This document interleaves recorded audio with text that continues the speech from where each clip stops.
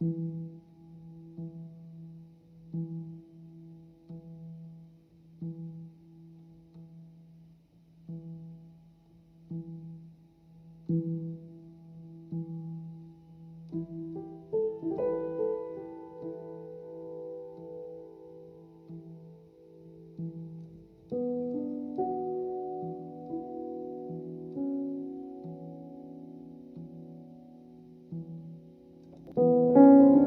faut vraiment faire des kilomètres à pied, il faut marcher, il faut retendre les cannes, il faut s'embêter avec les délires, avec les signes.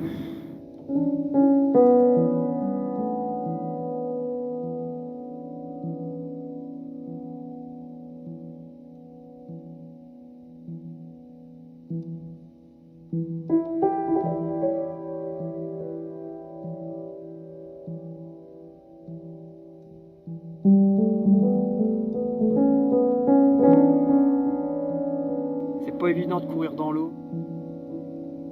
Il y a eu beaucoup d'efforts pour le faire et enfin, vraiment peu importe la taille, on l'a quand même mérité, quoi.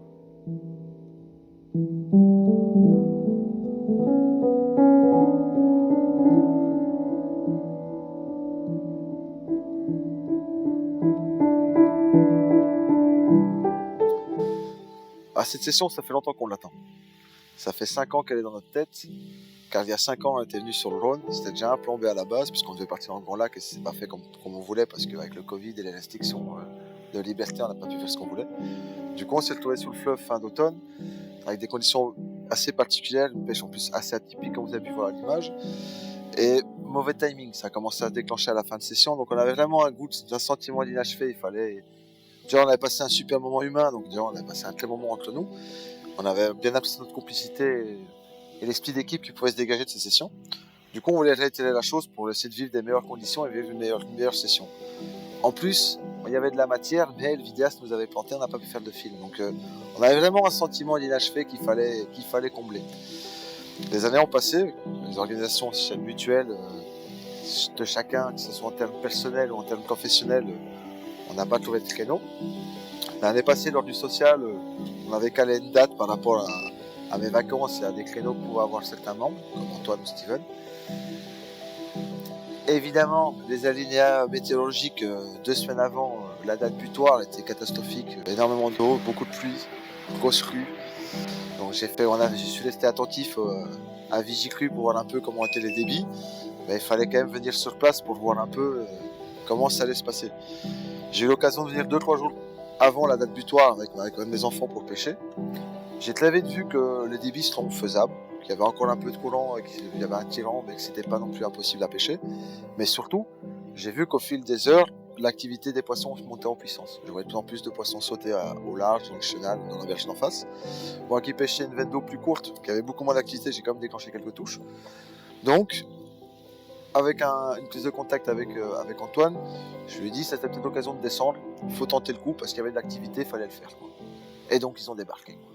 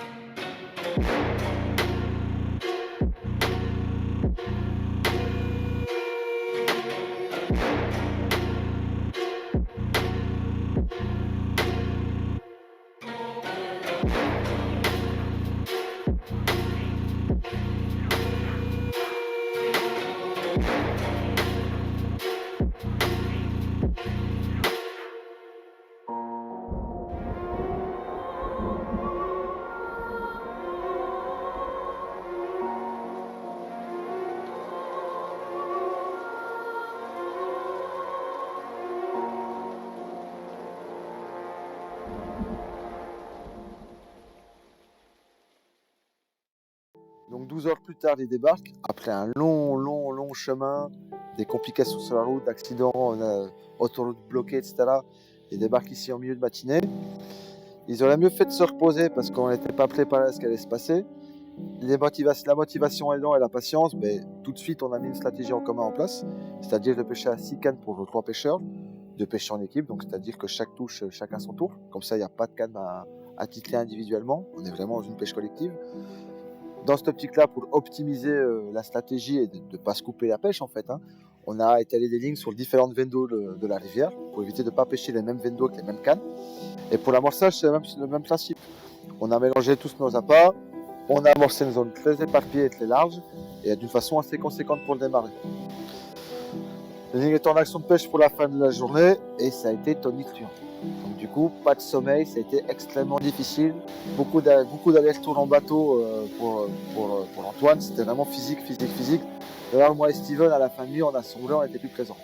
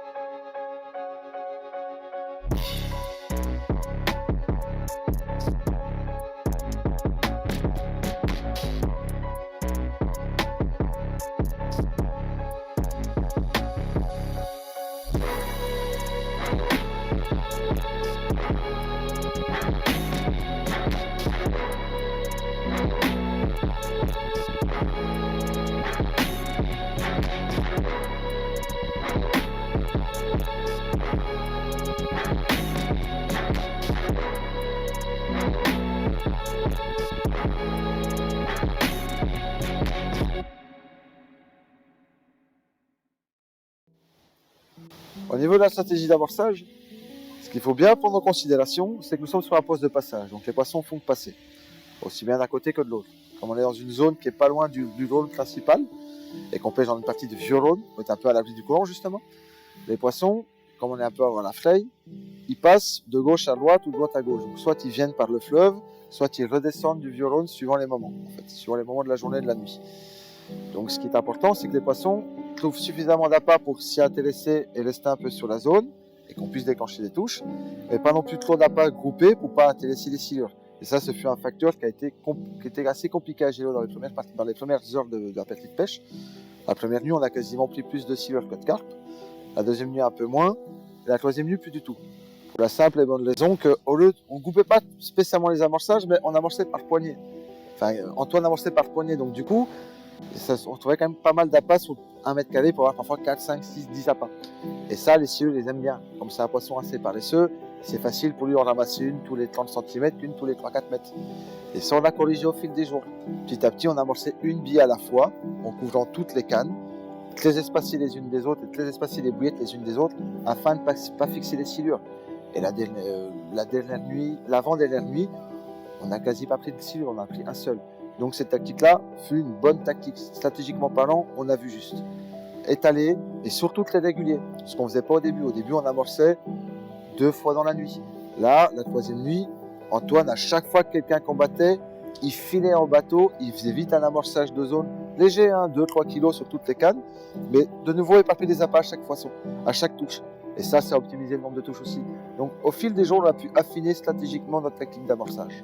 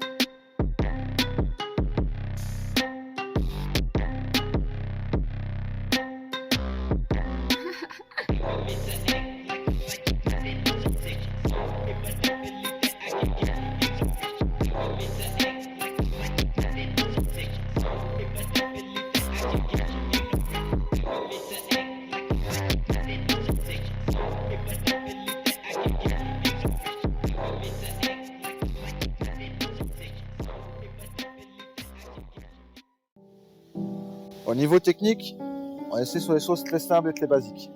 On n'est pas parti sur des montages en libiqué, c'est pas la situation. Donc on est passé soit pour des Roni en Continental 2 pour les flottantes, soit sur des montages combinés en classe gainée avec aussi des Muga dans les deux cas. Ce qui était le plus important, en dehors de la simplicité des lignes, c'était le piquant des hameçons. Il fallait vraiment être très attentif constamment au piquant de la pointe et à l'affûtage de l'hameçon, constant. Donc on a plus passé de temps, au lieu de faire des bad lignes, à réaffûter les hameçons après chaque touche. Évidemment, si la pointe était HS, de le changer, mais tout le temps de travailler avec ces deux petits outils qui étaient la lime et la gomme pour l'affiner. Très important. On a été extrêmement attentif sur ces deux détails sur lesquels on était le plus attentif. C'est qu'avoir vraiment des hameçons piquants à chaque fois.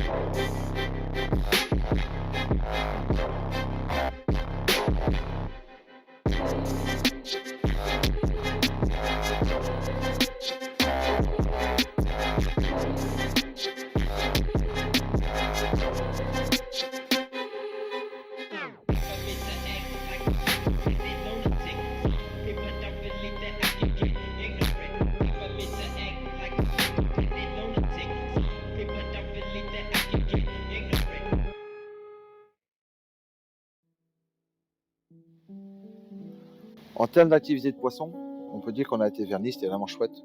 Par contre, l'activité était principalement nocturne. Ce qui n'était pas forcément une contrainte, mais c'était quasiment que la nuit. Donc il fallait quand même gentiment s'organiser au niveau du sommeil. Ce qui était super chouette aussi, c'est qu'on était 3. Donc du coup, chaque fois qu'on a un combattait, Antoine partait vite sur l'eau pour le réamorcer. Et ce qui était un avantage super pour le no-kill, c'est qu'on a pu faire toutes les images tout de suite en instantané. Donc on prenait un poisson, il y en a un qui s'occupait de réamorcer ou de le placer la canne, celui qui a capturé le poisson s'occupait du poisson, le troisième pouvait filmer ou photographier, donc on a pu faire toutes les images quasiment de nuit sans mettre aucun poisson au sac. Ça c'est super pour le no-kill. Et aussi pour une question de d'optimisation du temps de pêche aussi. Du coup, on n'a pas dû faire des chichis le matin et des séances photo. Tout était en instantané. Ça, ce fut vraiment très bien et très pratique. Le fait d'être 3, c'était facilité par rapport à cela. Et ce qui était aussi très bien, c'est comme on n'était pas dans du fray, on n'a pas dû mettre des poissons au sac et les fatiguer avant le fray. Ils n'ont pas été stressés, etc. Donc, tout ça fut que ce fut vraiment une très chouette session. On a rempli beaucoup de plaisir. On avait comme d'habitude bien rigolé entre nous, évidemment. On a toujours cet esprit de convivialité qui fait quand même un peu à l'image de notre groupe quand même, on s'entend tous très bien, on s'amuse bien. Du coup, on a passé vraiment une chouette session. On a fait beaucoup de poissons, toutes sortes de poissons, des petits, des moyens, jusqu'à quelques-uns qui étaient vraiment assez jolis. On a fait un peu des silures, un peu de toute taille aussi. Bref, ce fut vraiment top. Vivement la prochaine.